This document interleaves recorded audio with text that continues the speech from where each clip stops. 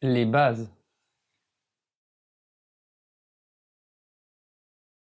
Vous êtes à présent dans le premier module concret où on va commencer doucement avec les bases de notre métier. Et premièrement, donc, être tatoueur ne s'improvise pas. Ce que je veux dire par là, c'est que vous devez disposer d'un minimum d'expérience en dessin au crayon ou dans une autre forme d'art. Mais quoi qu'il en soit, il vous faut un œil artistique. Le stencil, ça fait pas tout.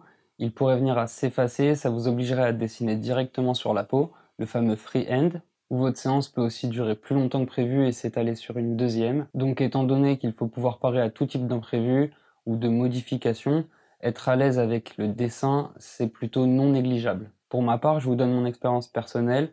J'ai fait une école de signalétique enseigne et décor. Ensuite, j'ai fait un brevet des métiers d'art. Je dessine déjà beaucoup et depuis longtemps. J'étais capable de tracer des lignes, d'évaluer des proportions ou de faire des ombres. Et j'entends par là des vraies ombres avec un crayon ou un stylo et pas des ombres avec le doigt où on étale sur la feuille. Le principal, c'est d'avoir de bonnes bases, donc savoir dessiner une fleur ou un personnage de manga le week-end, parfois, c'est pas suffisant. Vous devez avoir une bonne vibe artistique, entre guillemets, avant de vous lancer dans le tatouage. La formation hygiène et salubrité, l'ARS.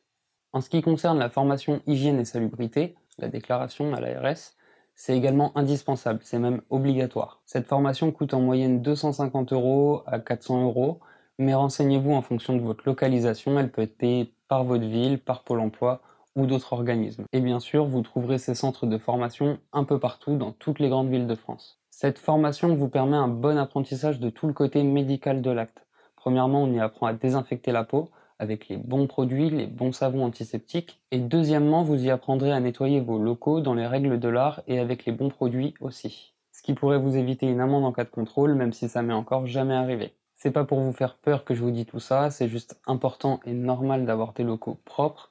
Et une fois cette formation en poche, vous devrez vous déclarer à l'ARS, déclarer l'endroit où vous tatouez à l'ARS. Donc c'est-à-dire que si vous tatouez en guest dans tel ou tel studio, vous devez déclarer à chaque fois que vous changez d'emplacement euh, votre emplacement à l'ARS. Les locaux doivent être adaptés. Commencez dans des conditions adaptées et pas sur votre table de cuisine ou en compagnie d'animaux ou d'enfants qui pourraient contaminer votre zone de travail déjà désinfectée ou stérile. On ne vous demande pas grand-chose en réalité, une pièce dédiée au tatouage avec des revêtements adaptés. Bien sûr, tout dépendra de votre situation, guest, studio privé ou autre, mais quoi qu'il en soit, vous devez tatouer dans un endroit qui est dédié à ça. Et je rappelle évidemment que le tatouage au domicile du client est interdit pour des raisons évidentes de propreté des lieux qui pourraient jamais vraiment être contrôlés officiellement. Donc des locaux dédiés et propres pour éviter les éventuels problèmes à venir, parce que souvent quand une infection se manifeste sur un tatouage, la transmission de bactéries se fait en général pendant l'acte, ou du moins au studio. Et ça c'est souvent par négligence de propreté du tatoueur, pas toujours bien sûr, mais souvent. Et on a un chapitre qui est dédié à ça, servez-vous-en. Les fournisseurs et les dasseries. Sélectionnez des fournisseurs sérieux et évacuez vos dasseries correctement. Les dasseries, c'est les déchets d'activités de soins à risque infectieux. Pour rappel, Amazon n'est pas un fournisseur de matériel de tatouage et Wish non plus. C'est simple d'en trouver sur internet. On a Killer Inc, Barber DTS ou encore Devilish Tattoo.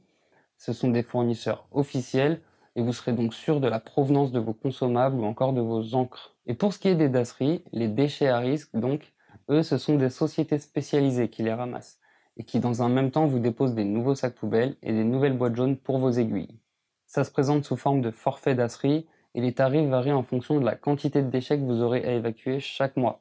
Pensez attention à bien garder les ramassages de chaque reçu. Vous devez avoir une trace de chacun de vos achats et garder toutes vos factures. De cette façon, vous pourrez prouver la provenance de vos consommables, etc. On en reparlera dans le module suivi client et traçabilité du matériel. Et en parlant de matériel, on se retrouve tout de suite dans le module le matériel et son utilisation.